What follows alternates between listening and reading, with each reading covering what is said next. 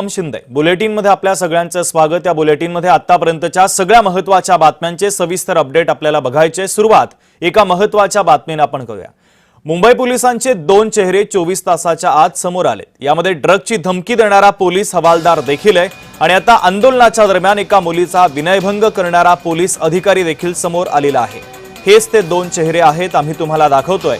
मुंबई पोलीसही तशी शिस्तप्रिय मानली जातात, मात्र विद्यार्थी आंदोलन हाताळताना त्यांचा तोल गेल्याचं स्पष्टपणे जाणवत आहे। विशेष म्हणजे हे पोलीस महाशय सिव्हिल ड्रेसमध्ये आहेत। ज्या वेळेस अशी काही घटना घडते त्यावेळेस पोलीस सिव्हिल ड्रेसमध्येच का असतात असा संतप्त सवाल देखील आता उपस्थित केला जातोय। रोहित पवार, वर्षा गायकवाड यांनी या व्हिडिओ संदर्भात अनेक सवाल उपस्थित केले, व्हिडिओ पोस्ट केलेला आहे। तर संबंधित पोलीस अधिकाऱ्यावर कारवाई करावी अशी मागणी देखील आता करण्यात आलेली आहे।